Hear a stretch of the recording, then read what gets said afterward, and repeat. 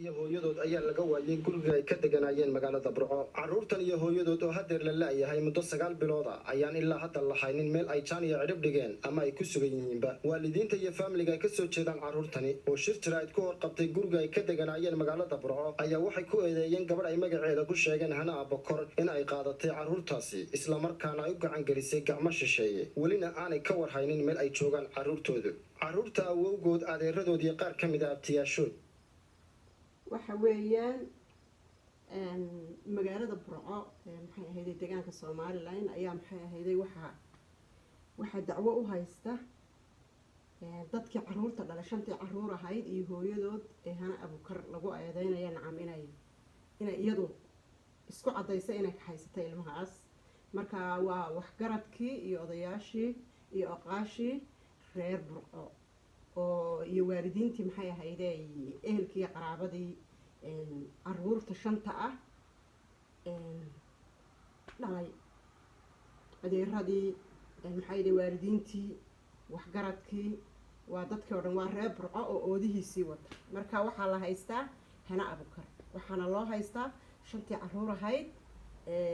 magaalada Burco ay ka waday aabahoodu ka keenay dibadda magaalada Burco keenay dhageysi waxay kaloo sheegeen in aabaha dhalay caruurta oo reerkiisa soo dejiyay dalka muddo ka hor si ay caruurtiisa oo aad u yaryar ay u bartaan dalkooda dadkooda diintooda iyo weliba afkooda hooyo balse ay gabadhaasi ay magaceeda soo sheegeen ay dacwad gaalo ka abuurtay isla markaana caruurta iyo hooyadoodba ay qaadatay. anigu waxaan caruurta la sheegayo awowgood baan ahay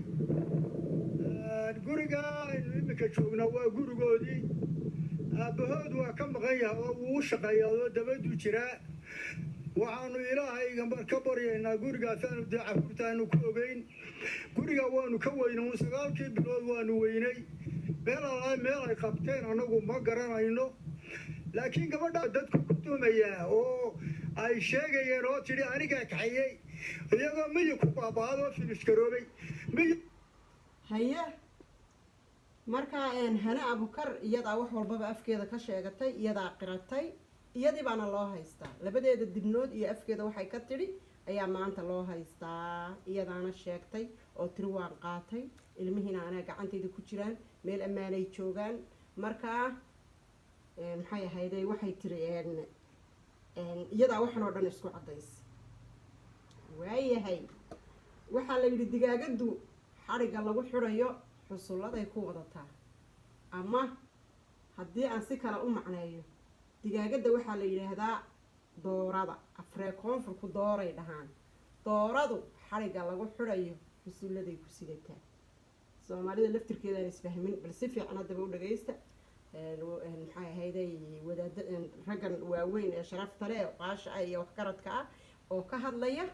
maxay ahayd arrinta caruurtii la qaatay inuu kuma baabiina iskuul bay dhigan jireen shantaba iskuul bay dhigan jireen gurigaasay ku jireen imika aanu joognaanu ku hadlaynaa waxaanu alla ka baryaynaa dowladda meel kasta baa joogto Soomaaliya meel kasta baa joogtay caruurta nimankii iga horreeyna sheegeen in naloo soo celiyo oo gurigoodii lagu soo celiyo waxaanu nahay dadkii ay caruurtaasi ka soo jeeday reerkii family waxaanu nahay baadidoon wax weeye in caruur la yiraahdo ilma Maxamed Xuseen Yaasiin ya waxa la dhacay muddo 9 bilood ka hor waxa dhacay gabadh la yiraahdo Hana Abukar oo caruurta kurata oo lagu hayo xamar iminka iyo si warkaan ku helay xamar bay ku xidhantay waxaanu cod marka Hana Abukar waa gabadh caruurta kurata oo maxay ahayd iminka xamar lagu hayo arrintuna waa sida ay sheegayaan de waaba arrin Soomaali weyn oo dhan ay maxay ahayd baaq loo diray ilmahan si degdega ha loo weydiiyo Hana Abukar xaq darradu ma fiicna Soomaaliyeed wixii oo cad oo la hayo oo iyadu sheegtay oo adduunka dhan og yahay in maxay dambi la iska galo oo xaq darro la iska gala ma aha Hana hala soo taaga maxkamad loo dhan yahay Soomaaliland oo dhan hay isugu timaado Soomaaliya oo dhan hay isugu timaado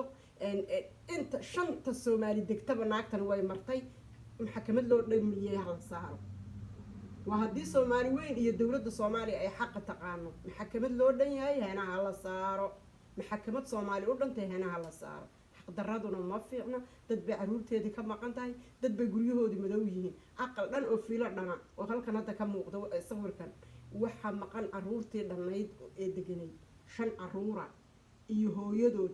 4 gabdhood iyo wiil iyo hooyadii dhashay 6 qof baa maqan marka xaqdaradu ma fiicna hana waa in la saaro maxkamad loo dhan yahay ama ceebka saliin bay noqon oo ruux sida ay sheegaysa islaam oo asturan oo sharaf leh bay noqon ama waxay noqonaysaa dambiilihii koobaad iyo dad qalatadii qarniga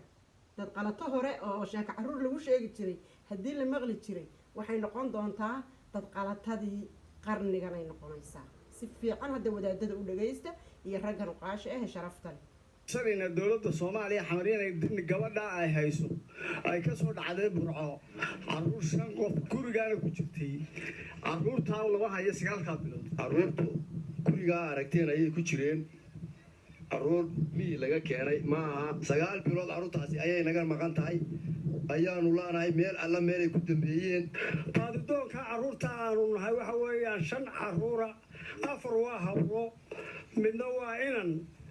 iyo hooyadu dadka xilligii noogu dambeysay 9 bilood baa ka dambeeyey waxaanu codsanaynaa dowladda Soomaaliya iyo islaamka iyo Somaliland oo dee aanu nahayba ciddii aragtaa inay qabato naloo dhiciyo dadka ayaanu faraynaa halkan waa dugsiga smart oo ay dhigan jireen caruurta la waayay oo ka mid ah dugsiyada dhan waa caruurtay tiri baadiyaa la geeyey oo waxba may baranayn oo waxba maxay ahaydey cidla lagu horjoogsaday oo lagu tuuray meel baadiyaa la geeyey marka gurigii ay deganaayeen oo fiilo dhana iyo maxay ahaydey iskuulkii ay dhiganayeen oo ku yaalay magaalada Burco ayaa maxay ahaydey macallimiintii baa la weydiinayaa ilmaha iyo maxay xitaa waxa hadlaya ninkii xawaalada lacagta loogu soo dirayay ee bil walba maxay ahaydey lacagta siin jiray marka reerkan arrintan waa arrin cajiib ah adduunka waxaynu aragnay maaha guri dhan oo buuxay oo reer dhan uu ninkii lahaa uu dibad intuu ka keenay yidhi diinta ha kuu bartaan oo dadkooda ha bartaan oo afkooda ha bartaan oo adduunyada ha kala bartaan ilmo maxay ahaydey ilmihiisii iyo reerkiisi meesha keenay kuna biilsan jiray bal hadda waaba arrin yaab laho adduunka afduubaaba ka jira waynu arki doonaa arrintan sida ay u dhici doonto insha allah bismillaahi kariim hadda waxaa loo tegayaa ninkii xawaalada ee lacagta loogu soo diri jiray bil walbaba reerka ninka dhalay caruurta uu biilka ugu soo diran jiray iyo gabadha uu qabo waxaa loo tegayaa ninkii u dhigayay caruurta iskuulka ayaa la wareysanayaa waxaa la wareysanayaa deriskoodii qayb ka mid ka waxbarashada ugu fiican magaalada Burco maamulaha guud ee iskuulada Smart Saciid Saalax ayaa dhankiisa sheegay inay waayeen caruurtii dhigan jirtay dugsigiisa anigoo ah maamulaha Smart Schools ee ku yaala magaalada Burco gobolka Togdheer waxaan doonayaa inaan halka ka cadeeyo in ardayda magacyadoodu kala yihiin Xafsa Maxamed Xuseen oo ahayd form 3 sanadkii la soo dhaafay Anas Maxamed Xuseen oo ahaa form 1 Hana Maxamed Xuseen oo ahayd grade 5 fasalka shanaad Safiya ama Safa Maxamed Xuseen oo ahayd iyaduna grade 5 iyo Sara Maxamed Xuseen oo ahayd grade 5 caruurtaas waxay ahaayeen caruur isku family isku aabaa deganaa magaalada Burco iskuulkana dhiganayay muddo dheer si lama filaana ayaa waxaa ku dhacay markay ahayd 16 bishii 12aad sanadkii 2019 ee lasoo dhaafay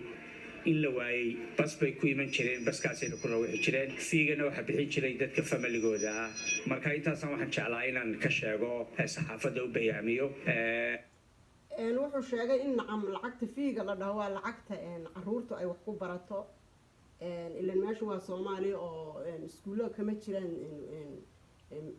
bilaasha inta badan waana barayfatayna u badan yihiin iskuulada Soomaaliya marka wuxuu sheegay in lacagta fiiga lacagta waxa weyn caruurta ay wax ku baranaysay ay bixin jiray waalidkii dhalay oo de ana aabahood leen hooyadood way u karinayso way la joogtay marka ilmahaasi iskuul bay ku jireen waxbay baranayaan waa ilmihii ay beenta ka sheegtay waliba dumar kale oo lamidihii ay iyaguna yiraahdeen iyada ay oranayaan waa runteed waxay sheegayso laakiin waa beenalay iyaga iyo kuwa kale u hadlaya hana naaga u hadlayaa jira oo hare soo garab ordaya oo warar ay dhoolna cid ay kasoo dubatay mooye warar beena oo kala wareejinaya laakiin waata arrintii runta ahayd ee kasoo baxday waddanka ilmuhu u dhasheen ay deganaayeen ee la geystay iyo gurigoodii loo dhisay waa kan iyagoo aan lahaynin ilaa iminka meel ay joogaan sariflaha iyo dukaankii xaafadda ay ka qaadan jireen alaabta iyo biilka ayaa iyaguna dhankooda baafinaya carruurtaasi la waayey subxaana watacaala sida nuguug yahay ama aan runtii qofka biniaadamka inuu been sheego maa siday taxaqiiqdu tahay markaan kuu sheegno gabadhu 8 sano iyo badh bay halkaan laga tiili taxaqiiqduna markii ahayd 2011 ayay yimaadeen dalka waxaan idin caddaynayaa galabta si fiican ay igu soo dhici jirtay lacagta iyo biilku anigana igu soo dhici jirtay waxay igu dambeysay bishii 12aad ee sanadkii 2019 anigu waan waayay siday igu iman jireen aan markaan ay maalintii walba u iman jireen bilku ay soo dooran jireen dabeetana kabacdi waan waayay si kastaba xaalku ha noqday faamiliga ay kasoo jeedaan carruurtaasi oo baafin ku jira ayaa xusay inay weli raadinayaan 5 ciyaala iyo hooyadood oo aan la garanayn meel ay jaan iyo cirib dhigeen xabiib ciga xasan home cable TV sheekada way caddahay waa wariyaha muxuu ahaa TV-ga Universal ee Soomaaliya home qaybtiisa home cable TV ma kale marka